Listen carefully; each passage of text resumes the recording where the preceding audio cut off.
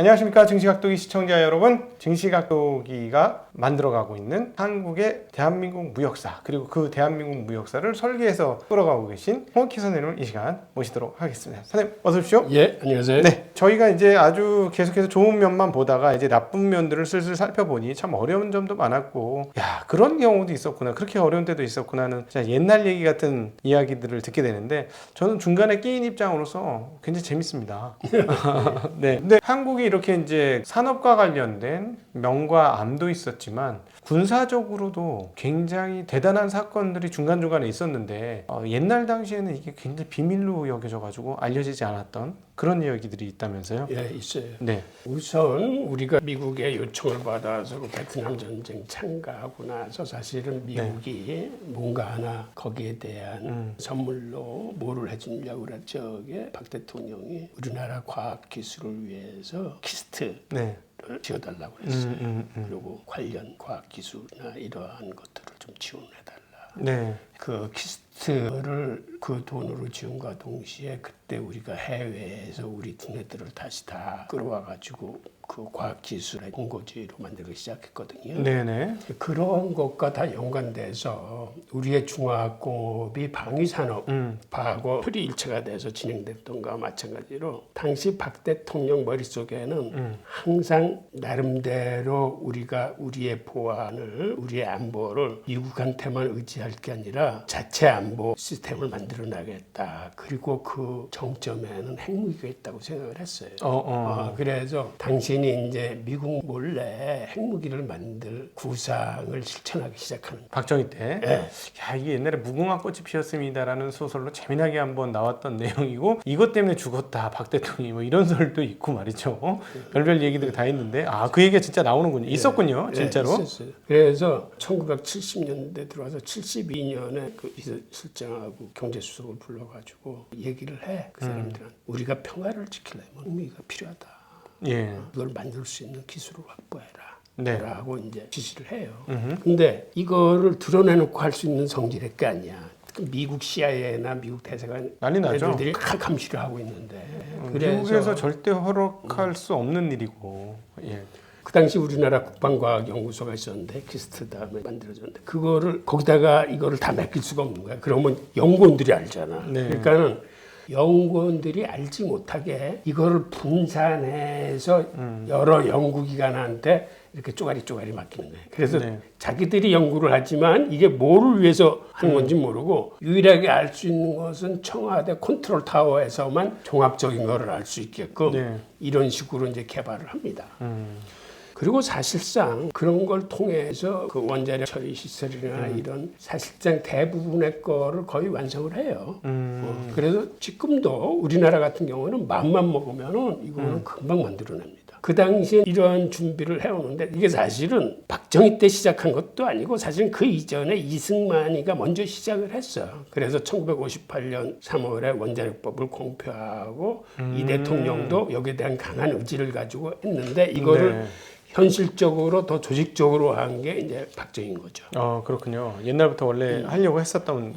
그러다 보니까 우리나라에는 그 원전이 생각보다는 빨리 지어집니다. 1970년에 이미 원자력 발전소 고리 1호기 예, 최초의 원자력 발전소 고리 시작을 하고 그 다음에 프랑스로부터 지금 제철 기술 도입하려고 그랬는데 미국이 반대를 해. 하여튼 우리가 캐나다로부터 농축 우라늄을 들여온다고 했을 때도 미국이 반대를 하고 뭔가 수상하면은 미국이 다 이제 브레이크를 거는 거예요. 이거를 피해서 하면서 나중에는 창원에다가 원자력 가공공장을 건설하는데 미국이 이걸 또 의심을 해. 그래서 1970년에 지미 카터가 방한을 하면서 창원을 기습 방문을 한번 해봐야겠다라는 이러한 계획도 있었는데 그거는 그렇게 되지는 않았지만 나중에 우리가 그 원자로들을 만들고 그다음에 원자력 발전소를 만들고 창원 기계공업단지 내에도 원자력 가공 공장이 건설됩니다. 이러한 일련의 과정인데 미국이 워낙 강하게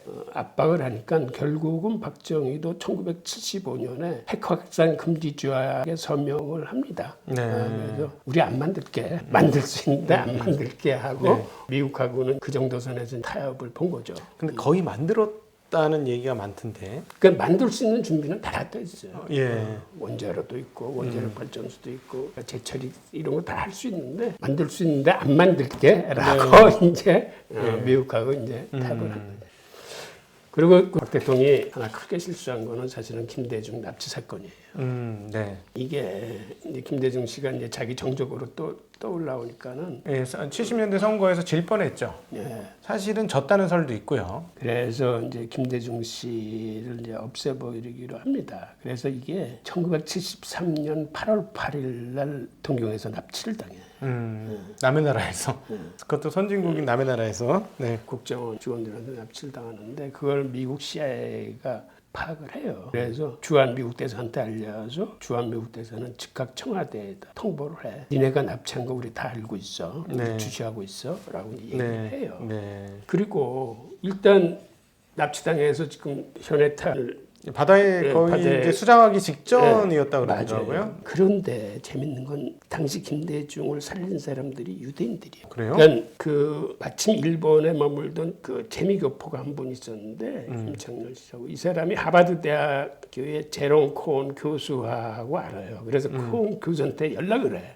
야 김대중이 납치당했다. 그러니까 이 제롬 콘 교수가 유대인이야. 이 콘이라는 성 자체가 이제 옛날 제사장의 성인데 네. 이 사람이 국무장관 키신저하고 잘 알아. 같은 네. 유대니까. 어, 그래서 이 양반이 당시 키신저가 유엔 총회에 참석하고 있었는데 네. 키신저한테 전화를 해. 상황이 이렇게 돌아가니까 지금 시간이 얼마 없다. 빨리 손을 쓰지 않으면 몇 시간 후에 김대중이 사살당할지 모른다. 키신저도 이제 혼비백산을 해서 모든 조치를 다 취해.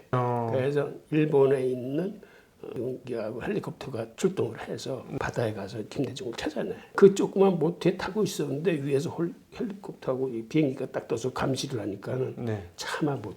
네. 못 던지는 거죠. 물속에 던지려고 했었는데. 예. 그러니까는 제롬 콘 교수도 유대인이지, 키신저도 유대인이지. 키신저의 힘이니까 그렇게 즉각적인 출동 과정이 가능했던 그렇지. 거예요. 키신저가 얼마나 유명했으면 지금도 키신저 얘기를 하고 있을 정도니까 말이죠. 그래서 우리 김대중 씨를 살린 건 제롬 콘 교수하고 키신저 유대인들이 네. 살려낸 거예요. 근데 이게 나중에 보니까 이우라기 GR에 40명이 국외조로 나눠서 이 작업을 펼친 건데 네. 그 당시 일본에서 이걸 주도했던 그 국정원 파견공사가 김재곤 주일공사가 있었는데 이 사람이 사실 일본 지도 총책인데 이 사람은 한국에 들어오지 못하고 이제 미국에 망명을 했거든요. 미국으로 이민 갔어. 이 사건 때문에요? 그렇지. 우리 이렇게 하고선 한국에 들어와서 살 수가 있나. 그런데 그 일을 제대로 못 해냈으니까 그거를 네, 미국에다 알렸다고요? 아니 이 주일공사가 일본에서 김대중 납치의 총책이야. 그걸 지휘했던 사람이야. 그러니까요. 그러니까 네. 이건 책임이 있는 거지. 책임도 큰 책임이 있는 거지. 그러니까 결국은 미국으로 가 한국에 살지 못하고. 그러니까 일본 입장에서도 야 너가 남의 나라에서 지금 맞아. 이런 일본하고도 큰 외교적인 문제가 있고. 이런 이따위 짓을 너희가 할 수 있어? 뭐 그다음에 이렇게 되는 거고. 우리나라에서도 문제가 된 거지. 그거. 그러니까 여기서는 실패 책임을 책임을 묻는 묻는 거지. 네. 그 아니 바보야 그것도 못했어? 뭐 이렇게 되는 거고 또. 네. 근데 어떻게 미국은 갔습니다. 근데 예. 재밌는 거는 나중에 세월이 흘러가지고 2008년에 육자회담 대표로 한국에 온 사람이 성김이라는 성김이죠. 사람이 예, 성김. 나중에 돼서 맞아. 머리 하얗게 생기고 눈썹 진하고 멋있게 생긴 성김. 성김이 이 아들이에요? 김재곤 아들이야. 이걸 김대중이가 딱 알았어. 보고를 받았어. 그때 김대중이가 뭐라고 그랬냐면 아버지와 아들은 연결시키지 마라. 그리고 이 사실을 외부에 알리지도 말라. 김대중 씨는 사람은 용서해야 된다.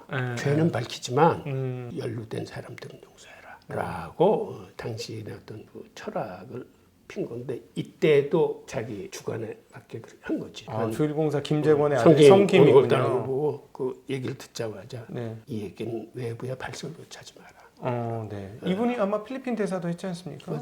근데 어떻게 이렇게 이민 간 사람의 아들이 미국에서 주요한 공직에 올랐는지 놀랍네요. 미국에 있는 우리 교포 자녀들이 굉장히 똑똑해요. 명문대학에 내는데 많이 들어가 한국보다. 유대인들이 미국 사회에서 사실은 그들이 주르르 편입한 게 그렇게 오래되지 않습니다. 지금 미국을 꽉 잡고 있지만 아니, 원래 시작할 때 걔네들이 시작해서 그렇게 된 거 아니고요? 유대인들을 처음에는 미국 사회에서 굉장히 많이 배척당했어요. 그러니까는 얘네들이 공부는 잘해. 그래서 좋은 대학은 얘네들이 휩쓸어. 그래서 미국이 처음에 딱 보기에 이대로 두면 안 되겠는데 유대인 애들들 손을 좀 봐야겠는데 해서 나온 게 사실은 SAT 시험이에요. 그게 처음에 등장하게 된 동기가 네. 1920년대 그 이민 온 자녀들이기 때문에 얘네들이 영어가 어눌해. 아, 유대인 애들은. 네, 그래서 SAT 시험이라는 게 영어하고 수학만 보는데 처음에 영어에서 점수를 못 받게 해서 이제 걸러내고? 대학 들어오는 걸 좀 이렇게 하려고 그랬는데 얘네들이 몇 년 안 지나가지고 이것도 다 극복하고 계속 꾹꾹 물려 들어오는 거야. 그러니까 명문대학의 30% 이상이 유대인들이고 뉴욕 같은 데는 50%가 절반이 유대인이야. 백인들이 보기에 이대로 놔두면 안 되겠다. 그 다음에 또 생각한 게 쟤네들이 공부는 잘하지만 미국 애들처럼 미국에 대한 어떤 애국심이나 봉사정신이나 리더십이나 이런 게 미국 애들만큼 있을 리 없다라고 해서 그걸 주관평가를 하기 시작합니다. 그 맞아. 그 운동도 열심히 해야 되고, 뭐 학생회장도 해야 되고, 뭐. 그래서 거기서 또 유대인 학생들이 굉장히 좌절을 해. 그래서 미국 대학에 들어온 애들 그때 유럽으로 갑니다. 특히 법대나 의대 지원했던 애들이 그쪽으로 가요. 그런데 1960년대 올라가면서 유대인들이 이제 주류로 진입하기 시작하는 거예요. 미국 사회에. 네. 그 다음서부터 유대인들한테 대한 그런 차별은 없어졌어요. 그런데 그 차별이 지금 어디에 남아 있냐면 네. 아차. 맞아요. 우리의 교포 자녀들이 당해. 지금 대학에서 주관 평가를 할 적에 쟤네들이 우리 미국 애들만큼 우리 미국에 대한 애국심이 있겠어? 쟤네들이 봉사 정신이 있어? 리더십이 있겠어? 그러니까 유대인들이 그 당했던 바로 그 시각을 우리 교포 자녀들한테 하기 때문에 네. 공부를 엄청 잘하는데도 바로 그런 주관 평가에서 밀려서 또 떨어지는 애들도 네. 있어요. 사실은 공부로는 우리하고는 안 되지. 공부를 해서 우리한테 못 이기지. 백인들이 우리한테는 안 되는데 유대인들은 사실은 우리보다도 자기네들은 독서를 어려서부터 많이 해가지고 문해력이나 그 몰입도가 이게 대단해요. 그래서 대학에서 뭐 리포트 쓸 적에 수많은 참고서들을 참고해야 되는데 여기서 우리 학생들이 유대인들한테 잘 안 돼. 아니 머리는 비상해. 우리가 수학이나 과학 같은 거 성적 잘 받아내는데 바로 그런 리포트나 팀워크에서 우리가 좀 각도기 TV가 그것을 해소하는데 조금이나마 열심히 노력하겠습니다. 저희가 주말에 독일 책방도 하고 하면서 투자를 하지만 인문적 소양, 그다음에 그 교양적 소양을 늘리자 하는 그런 의도가 상당히 많고 사실 이 코너도 그런 교양을 늘리자 하는 투자를 하려면 저변이 두터워야 된다 이런 개념으로 하고 있는 거거든요. 여러분 각도기 TV 사랑해 주시고 자 이럴 때 이 양념 한번 쳐야 돼. 구독 좋아요를 눌러 주십시오. 개인적으로 뭐 유대인들 뭐 별거 없지 뭐 우리가 다 이길 수 있지 했는데 이런 인문적 베이스 교양 베이스에 우리가 그렇지 그 대학 들어가려고 공부하면 그게 안 되는 거지. 천천히 앉아서 책 읽고 이런 것들을 해야 되는데 말이죠. 아쉽네요. 자, 이걸로 이제 박정희 시대는 이제 마감을 하고 이제 다음 시간서부터는 이제 전두환이나 노투환의 경제, 무역 그런 이제 넘어가도록 하겠습니다. 이제 박정희 퀴즈라고 하는 전두환이 나오는 80년대가 이제 시작이 되는군요. 드디어. 그 역동의 80년대 발전을 했고 그 다음에 그 발전의 정점에서 당하게 된 IMF까지 앞으로 서서히 그 과정들을 저희가 알아보도록 하겠습니다. 오늘 이 시간 함께 해주신 홍익희 선생님 감사드리고 긴 시간 저희 함께 해주신 구독자분들께도 진심으로 감사드립니다. 인사드리겠습니다. 감사합니다. 예, 고맙습니다.